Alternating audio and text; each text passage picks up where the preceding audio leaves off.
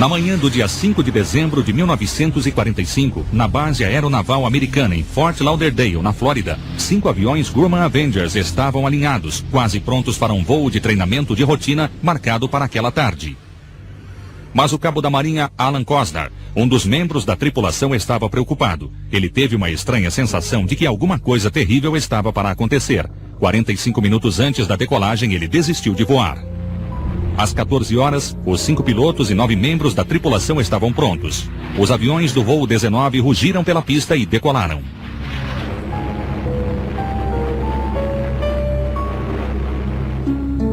Quando o comandante de voo, tenente Charles Taylor, checou os instrumentos, refletiu sobre a desistência de Cosnar. Para ele, um veterano com 6 anos de prática e 2.500 horas de voo, era apenas outra missão de rotina. Mas 3 horas depois, o voo 19 desapareceria completamente. 5 aviões e 14 homens sumiram sem deixar vestígios em uma área que ficaria conhecida como o Triângulo das Bermudas. O monomotor torpedeiro Avenger PBM-3 era uma aeronave poderosa e versátil. Projetado tanto para uso em porta-aviões como em bases terrestres, ele afundou muitos navios de guerra japoneses na Segunda Guerra Mundial. Capaz de voar 480 km por hora, cada um dos aviões do voo 19 tinha combustível suficiente para 1.600 km. A temperatura era quase perfeita, com pequenas nuvens esparsas e ventos de nordeste moderados. Após a decolagem de Fort Lauderdale, o voo 19 foi instruído a voar a leste por 250 km para a prática de bombardeio. Depois, os aviões voariam ao norte por quase 120 km antes de rumar a sudoeste de volta à base. O tempo total de voo era estimado em 2 horas.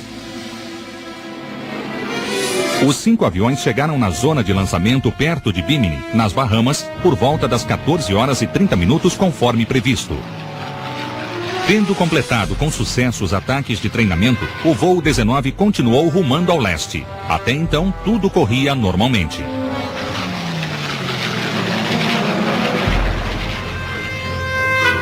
Enquanto isso, os radiooperadores da torre de controle em Fort Lauderdale esperavam ser dispensados às 16 horas. Só faltava saber a hora estimada de pouso do voo 19. Às 15 horas e 45 minutos, o comandante Taylor, do voo 19, fez contato. Mas não era uma mensagem de rotina. Taylor parecia apavorado. Chamando a torre. Essa é uma emergência. Parece que estamos fora de curso. Não enxergamos terra. Repito, não enxergamos terra. Qual é a sua posição? Perguntou a torre. Houve uma pequena pausa. Enquanto esperavam a resposta de Taylor, os radiooperadores rastrearam os céus em busca de algum sinal dos 5 aviões. Não viram nada. De repente, o rádio voltou a funcionar. Era Taylor novamente. Não estamos certos de nossa posição, ele disse. Não sabemos onde estamos. Acho que estamos perdidos. Os radiooperadores instruíram Taylor a voar a oeste. Acreditavam que assim os aviões retomariam o curso. Sua resposta foi alarmante. Não sabemos que lado é oeste. Tudo está errado, estranho. Não conseguimos ter certeza de nenhuma direção. Nem o oceano parece normal. Poucos minutos depois, outra voz surgiu do voo 19. Era o capitão George Stiver, um dos pilotos companheiros de Taylor. Mas Stiver parecia tão confuso quanto Taylor. A torre teve dificuldade em entender por causa da estática, mas entreouviu a mesma mensagem aterrorizada. Não estou certo de onde estamos. Acho que passamos sobre a Flórida e devemos estar no Golfo do México. Um curto silêncio se seguiu. Imaginava-se que o voo 19 tivesse feito uma curva de 180 graus que deveria trazê-los de volta para a Flórida. Às 16 horas e 25 minutos, Stiver foi ouvido novamente. Sua voz parecia fraca e distante. Parece que estamos em águas brancas. Estamos completamente perdidos. Foram as últimas palavras que todos na torre de controle ouviram do voo 19.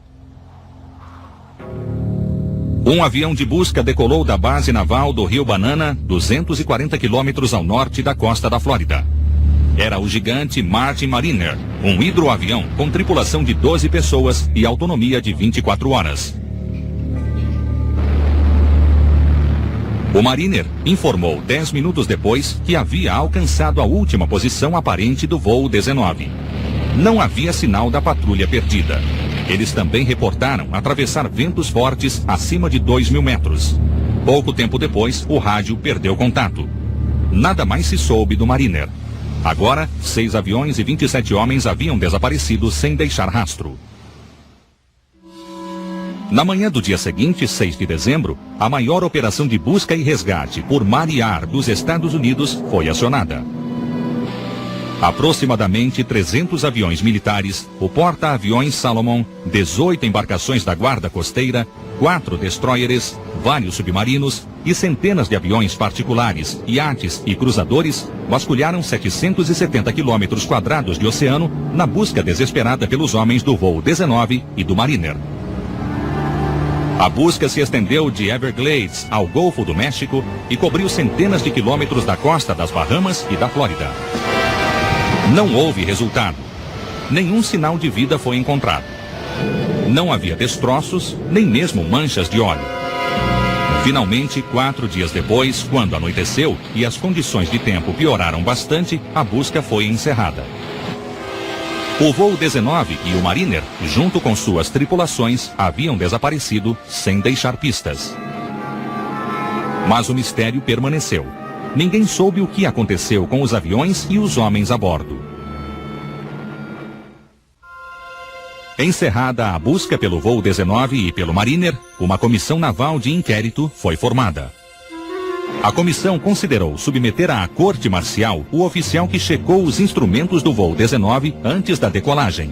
Mas ficou claro que tudo estava funcionando corretamente. A comissão soube que pouco antes de o voo 19 desaparecer, uma mensagem de rádio de um dos pilotos foi interceptada pelo capitão Robert Cox, que liderava outro esquadrão sobre Fort Lauderdale. O piloto, de codinome FP-28, parecia reclamar que as 2 bússolas estavam com problemas ao voar sobre o que pensou ser as ilhas da Flórida. Mas nenhum dos aviões deveria estar perto das ilhas.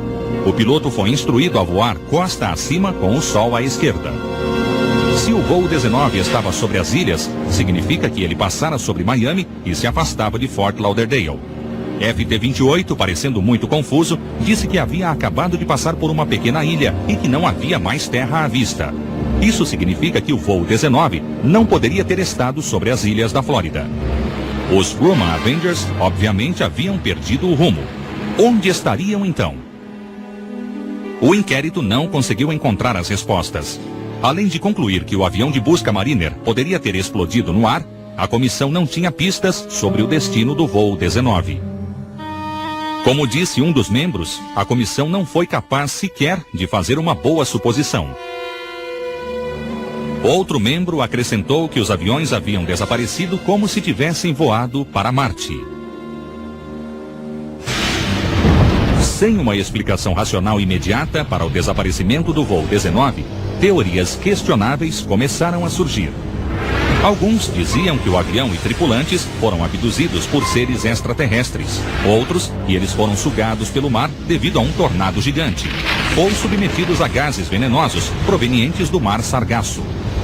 Outros ainda sugeriram que eles foram destruídos pela erupção de um vulcão submerso ou simplesmente que morreram devido a uma imensa colisão aérea. Mas se houve uma colisão, haveria sinais de destroços. E nada foi encontrado. Com o passar do tempo, a explicação mais plausível foi a de que o tenente Taylor e o resto da tripulação perderam-se porque presumiram que suas bússolas não estavam funcionando adequadamente. Quando Taylor pensou estar sobre as ilhas da Flórida, talvez estivesse sobre uma cadeia de ilhas ao norte das Bahamas, que vistas do ar pareciam semelhantes. Sem a referência de uma faixa litorânea, Taylor pode ter ignorado as bússolas e seguido no que esperava ser o rumo certo até a base de Fort Lauderdale. Taylor pode ter conduzido o voo 19 cada vez mais longe, na direção errada. Não havia nada entre as Bahamas e a África, a não ser as intermináveis e profundas águas do Oceano Atlântico. Os Avengers tinham combustível suficiente para 1.600 quilômetros, ou aproximadamente 3 a 4 horas de voo. Se eles se dirigiram para o Atlântico, não demoraria muito para que o combustível acabasse e tivessem de pousar na água. Durante a Segunda Grande Guerra, muitos aviões pousavam no mar e flutuavam o tempo suficiente para a tripulação escapar do naufrágio e esperar o resgate. Mas se os aviões foram obrigados a pousar, por que nenhum piloto pediu socorro por rádio durante a descida? Até hoje ninguém sabe o que realmente aconteceu com o voo 19. Os aviões desapareceram no que ficou conhecido como o Triângulo das Bermudas, um trecho de água fora da costa sudeste dos Estados Unidos, cujos vértices imaginários estão em Miami, Bermudas e Porto Rico. 2 anos depois, em 3 de julho de 1947, um avião de carga C-54 da Força Aérea Americana desapareceu a 160 quilômetros da costa de Bermudas. Em 30 de janeiro de 1948, desapareceu o tetramotor britânico Tudor 4, avião de passageiros que ia de Londres a Kingston, na Jamaica. Às 20h30, o capitão contatou a Torre de Bermudas, dizendo estar 645 quilômetros a nordeste e esperava pousar para uma escala antes da meia-noite. Foi a última notícia do avião. Apesar da busca que durou uma semana, o avião e seus 31 passageiros e tripulantes nunca foram encontrados. Durante os anos seguintes, os misteriosos desaparecimentos no Triângulo das Bermudas continuaram. Em 28 de agosto de 1963, 2 Stratotankers KC-135 partiram em missão secreta da base da Força Aérea em Homestead, na Flórida. Após informar a posição pelo rádio, 540 quilômetros a sudoeste de Bermudas, houve silêncio total. 2 destroços foram encontrados depois, sugerindo uma colisão, embora os destroços estivessem separados por 260 quilômetros.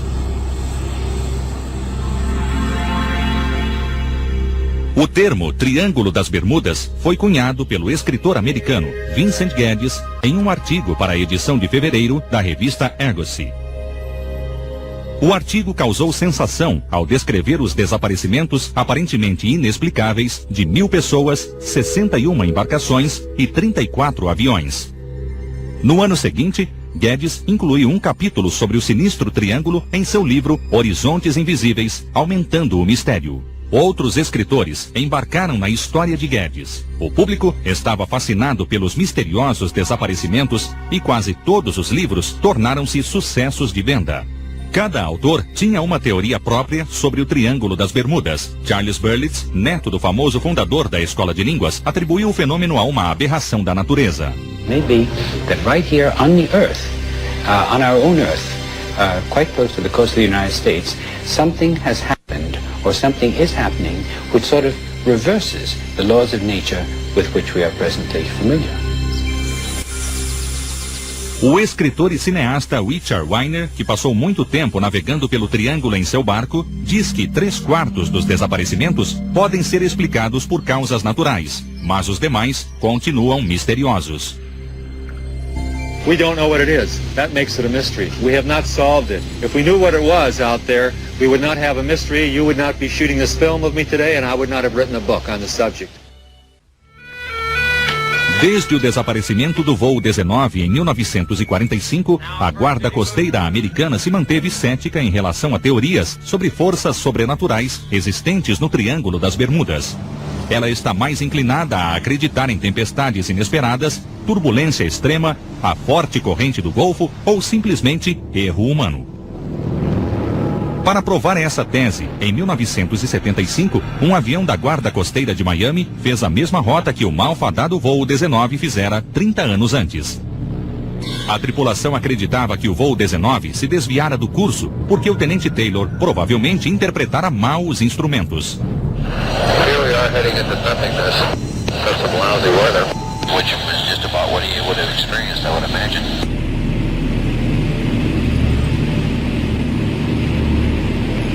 Of course, the man was confused and probably a little frightened at the time. And don't forget, he's trying to herd about 3 or 4 inexperienced students around the skies with him. He undoubtedly had his hands filled. Se o voo 19 rumava para o norte, como se supõe, Taylor estaria conduzindo sua patrulha condenada na direção errada. As he approached the island here, he decided that he was in the Florida Keys and took a steered a course to get him back to Florida mainland and to run into absolutely nothing between here and Africa, except deep water. Será que foi isso que ocorreu? Será que o voo 19 apenas se perdeu e continuou até que cada um dos aviões ficasse sem combustível? Don Paul, um dos operadores de rádio na torre de controle de Fort Lauderdale na época, acredita que sim. It was just disorientation. He was just mentally confused and panicked. Is my estimate of the situation. Is what really happened.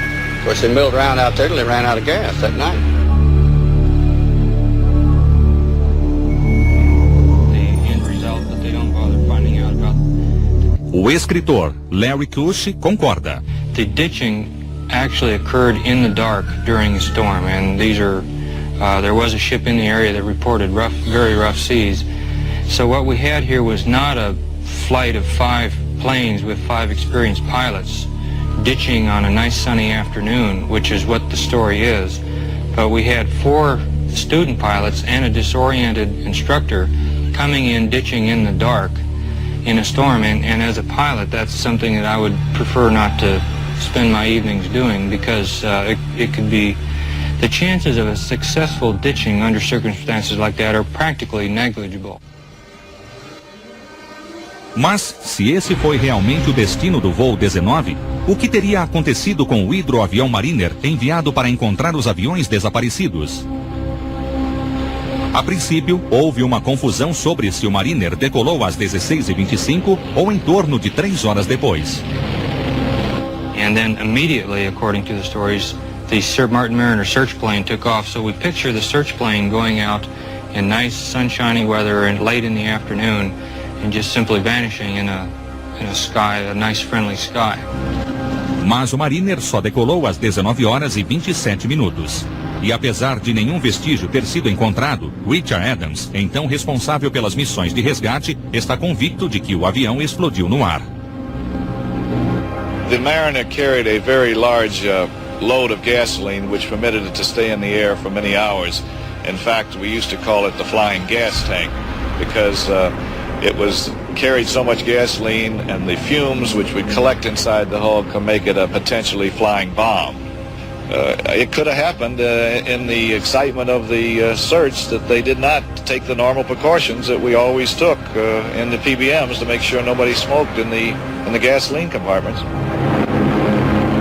Apesar de essa teoria parecer plausível, ainda existem dúvidas sobre o que realmente aconteceu com o Mariner e com o voo 19. Embora nenhuma teoria possa ser provada, Cushie continua certo de que não há mistério envolvido. The only support that I have seen for there being a mystery in the Bermuda Triangle comes from a number of writers whose basic facts are grossly inaccurate. The Bermuda Triangle mystery is probably one of the best hoaxes that's ever been pulled off. Certamente ainda existem dúvidas sobre as últimas mensagens de desespero do voo 19, como lembra Walt Winchell, a serviço na época.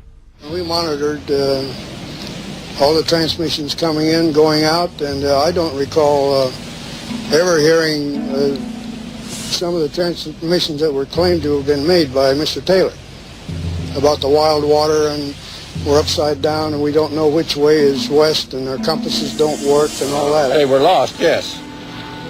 And that was very evident from Lieutenant Taylor's transmissions, but there was nothing like that. That water was white, or that we understand. There's all kinds of stories out, but it can't be confirmed at all by me. Walt and I were both in the tower the entire time. Em maio de 1991, o mistério do Triângulo das Bermudas aumentou quando um grupo de exploradores, procurando no leito do mar por galeões espanhóis naufragados, encontrou os restos intocados de 5 aviões de guerra da Marinha Americana a 16 quilômetros de Fort Lauderdale. Não havia sinal de tripulação. Seriam os restos do voo 19? Graham Rock, um dos mergulhadores, disse como se sentiu ao fazer o que parecia ser uma grande descoberta. Shocked and surprised. We just didn't expect to find the 5th. It just fit too closely with Flight 19. You know, 5 aircraft disappeared. So, at this point we decided that really if this wasn't Flight 19, there's a very cruel joke. Apesar de os aviões terem sido encontrados fora do que se considera o Triângulo das Bermudas, a maioria das pessoas se convenceu de que o mistério de 46 anos da patrulha perdida havia sido finalmente solucionado. Do ponto de vista do historiador naval El McElhinney, não restava dúvida. I'm very happy about it. You know, there's been stories that they've been taken up by flying saucers, which I never believed. One of the personnel officers from Fort Lauderdale Naval Air Station used to tell that story, and the newspaper used to like it, but I never could believe that. Contudo, um exame detalhado dos 5 aviões revelou que eles não pertenciam ao voo 19. Aparentemente, os números de série não batiam. Portanto, a discussão sobre o estranho desaparecimento do voo 19 vai continuar. O mistério permanece tão intrigante hoje como foi há mais de 50